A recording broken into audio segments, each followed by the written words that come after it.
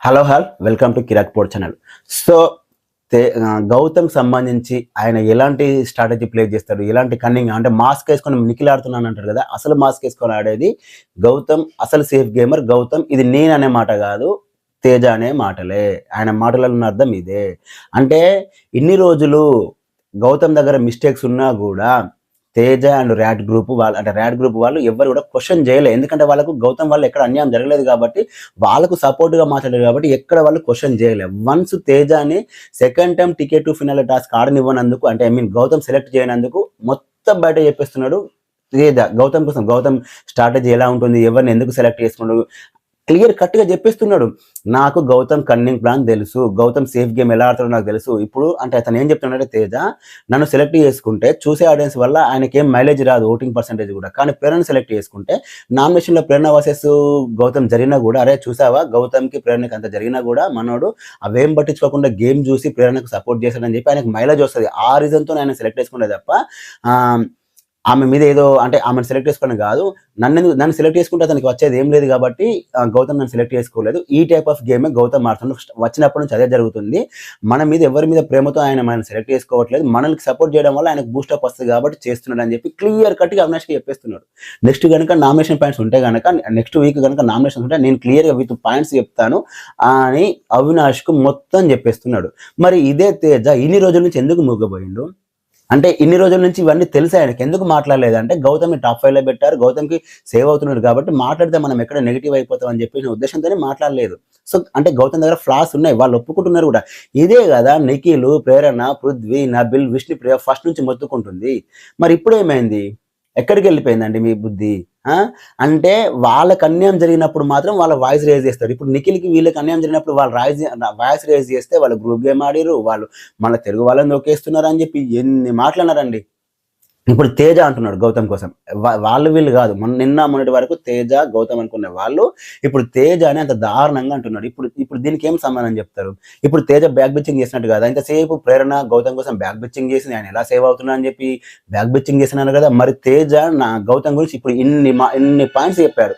ఇప్పుడు Teja back bitching చేసినట్టు నాకు తెలిసి ఇప్పుడు నెక్స్ట్ వస్తుందండి ఏదో ఒక రివ్యూవరు ఇప్పుడు స్టార్ట్ చేస్తారు ఇక ఆపరేషన్ తేజ, కన్నింగ్ తేజ అని. ఇప్పుడు ఆపరేషన్ తేజ అని చెప్పి స్టార్ట్ చేస్తారు. ఎందుకంటే గౌతమ్కి అపోజిట్గా మాట్లాడాడు కదా. గౌతమ్ అపోజిట్గా బిగ్ బాస్ మాట్లాడినా కన్నింగే, నాగార్జున గారు మాట్లాడినా బయాసుడే, తేజ మాట్లాడినా బయాసుడే. ఎవరు మాట్లాడితే గౌతమ్కి ఎవరు మాట్లాడితే గౌతమే మంచోడు అయిపోతారు, పక్కన వాళ్ళు చెడ్డోళ్ళు అయిపోతారు వాళ్ళ దృష్టిలో. ఇదేందో నాకు అర్థం కాదు. అంటే ఇన్ని రోజులైతే గౌతమ్ ఆ స్ట్రాటజీ అదే కదా. అంటే గౌతమ్ వాంటెళ్ళి ఒక పర్సన్ సెలెక్ట్ చేసుకుంటే దాని వెనకాల ఆయనకు ఓటింగ్ పర్సెంటేజ్ పరంగా యూజ్ అవ్వాలని చెప్పి సెలెక్ట్ చేసుకుంటా అని చెప్పి తేజ అంటున్నాడు.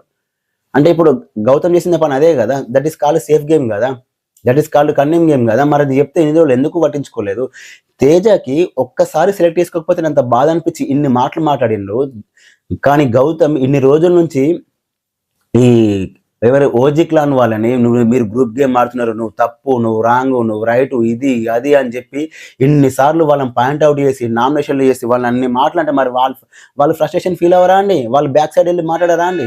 మరి వాళ్ళు ఎందుకని అంత నెగిటివ్ చేశారు? ఒక్కసారి తేజను జస్ట్ సెలెక్ట్ చేయనందుకే అన్ని బ్యాక్ సైడ్కి వెళ్ళి అవినాష్ దగ్గర ఎన్ని మాట్లాడారో అన్ని మాట్లాడుతున్నప్పుడు మరి వీళ్ళకి ఇంత అన్యాయం జరిగినప్పుడు, వీళ్ళని ఇంత దారుణంగా మాట్లాడినప్పుడు వాళ్ళ పక్కకి వెళ్ళి మాట్లాడరా? వాళ్ళ అంటే వీళ్ళ బ్యాక్ బిచ్చింగ్ అని తేజ బ్యాక్ బిచ్చింగ్ కాకుండా పోతుందా? ఇప్పుడు మాట్లాడండి, తేజ బ్యాక్ బిచ్చింగ్ చేస్తున్నాడని చూద్దాం ఎంతమంది మాట్లాడతారు.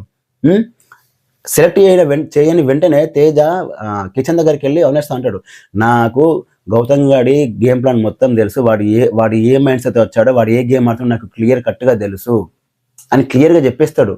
సేఫ్ గేమ్ ఆడతాడు, నాకు ఆయన గేమ్ గురించి తెలుసు, నేను సీజన్ 7లో చూసాను, ఇప్పుడు చూసాను, ఏ గేమ్ ఎలా ఆడుతాడో నాకు తెలుసు అన్నాడు. ఇదే తేజ ఒక 2 days బ్యాక్ ఏమన్నాడు, ఓజీ క్లాన్ వాళ్ళందరూ గౌతమ్ గారి మీద పడ్డారు, ఇప్పుడు జనాలందరూ ఓజీ క్లాన్ మీద పడతారు, అది గౌతమ్కే సేఫ్ అవుతుంది, గౌతమ్ చాలా బాగా ఆడుతుందని చెప్పి మొన్ననే అన్నాడు.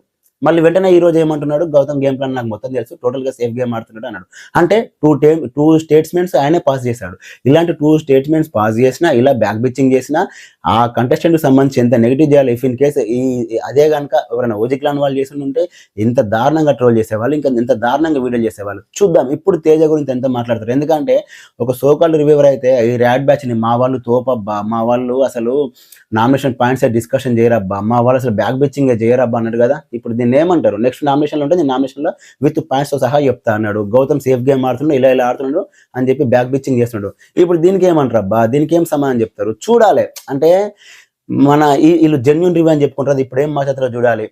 సో ఇన్ని రోజుల నుంచి ఏం మాస్క్ వేసుకొని గౌతమ్ అయితే ఆడుతున్నాడో గేమ్, అంటే జనాలకి ఏం పోర్ట్రే చేద్దామని గేమ్ ఆడుతున్నాడో ఆ గేమ్ అంతా కూడా తేజ అవినాష్తో క్లియర్ కట్ గా చెప్పేశాడు.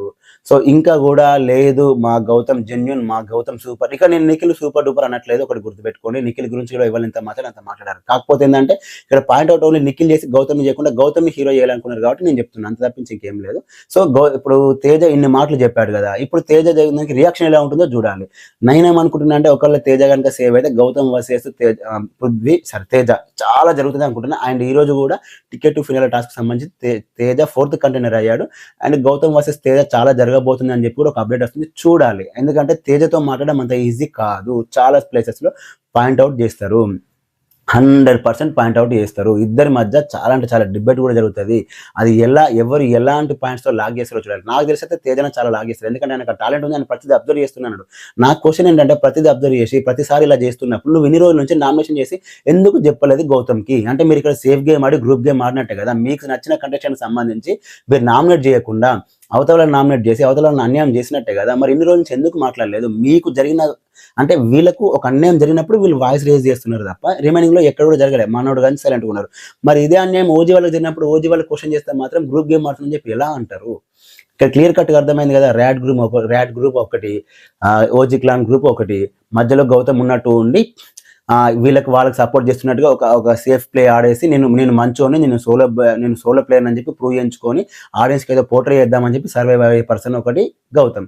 యాక్చువల్గా గౌతమ్ హౌస్లో ఆడింది పెద్దగా ఏం లేదు, కాకపోతే బయట ఆయన ప్రియారిటీ మారుతుంది చాలా స్ట్రాంగ్ ఉండడం వల్ల ఈ రేంజ్ ఓటింగ్ కంపారిటివ్లీ హౌస్ మొత్తంలో లీస్ట్ లో ఎవరు ఉన్నారంటే అది ఖచ్చితంగా గౌతమే. 4 సార్లు టికెట్ టు ఫినాల్ టాస్క్ ఆడితే ఒక్కసారి గెలవలేదు. ఆయనని గురించి ఇంకా మనం మాట్లాడుకోవడం కూడా వేసిన అవదృష్టిలో అంతే. అంటే టాస్కులు అంటే బిగ్ బాస్ అంటే టాస్కులు ఒకటే కాదంటే టాస్క్ కూడా మేజర్ పాత్ర. అట్లా అనుకుంటే ఒకే ఒక టాస్క్ రోహిణి ఆడింది, ఈ రోజు ఎంత ఎలివేషన్ వచ్చింది. ఈరోజు ఆమెకు అంత ఇప్పుడు ఒకవేళ ఉంటే కనుక టాప్ 5 లో ఉండాలి అన్నంత ఎలా వచ్చింది, జస్ట్ బికాస్ ఆఫ్ టాస్కులు, అంతే కదా. మరి టాస్కులు ఎందుకు ఇంపార్టెంట్ కాకుండా పోతుంది? టాస్కులు ఇంపార్టెంట్ కావద్దు అనుకుంటే గంగావళి అంటే 10 మందిని తీసుకొస్తే అందులో ఎవరెవరు మంచిగా ఉంటారు వాళ్ళని విన్నర్ చేస్తే అయిపోతుంది. మరి టాస్కులు పెట్టడం ఎందుకు ఇంకా? సో టాస్క్లు ఆల్సో ఇంపార్టెంట్. ఆ టాస్క్లో ఆయన పర్ఫార్మెన్స్ కూడా పెద్ద గేమ్ లేదు, అయినా సరే ఓటింగ్ ఎందుకు పడుతుంది అంటే ఈ లాంగ్వేజ్ బారియర్ తీసుకొచ్చి ఆయన బయట ఆయన పిఆర్ టీమ్ స్ట్రాంగ్ ఉంది వస్తుంది, అది ఆయన ఇష్టం. కాకపోతే నేను చెప్పేది ఏంటంటే తేజ ఇంత దారుణంగా ఎక్స్పోజ్ చేస్తున్నాడు కదా, మరి ఇప్పుడు దీని మీద ఎంతమంది మాట్లాడతారు? మళ్ళీ అగైన్ తేజనే టార్గెట్ చేస్తారా? లేదు గౌతమ్ గారు ఇలాంటి మిస్టేక్స్ ఉన్నాయంటారో చూడాలి. నాకు తెలిసి గౌతమ్ మిస్టేక్ కోసం మాట్లాడే ధైర్యం ఏ రివ్యూవర్కి లేదు. ఖచ్చితంగా మళ్ళీ భజన చేస్తారు. ఎందుకు అంటే ఆయన ఈ 4 టాస్క్లు ఓడిపోయినా కూడా మనుషులు గెలుచుకున్న గౌతమ్ సూపర్ డూపర్ అన్నాక ఇంకేం మాట్లాడతాం? అంత బ్లైండ్గా భజన చేస్తుంటే. సో చూద్దాం మీకేమనిపించింది ఈ సిచ్యువేషన్లో, అంటే ఈ ఇష్యూలు అనేది కామెంట్ చేయండి. ఈ వీడియో నచ్చితే కనుక లైక్ చేయండి, అలాగే మా ఛానల్ సబ్స్క్రైబ్ చేసుకోండి. Thanks for watching.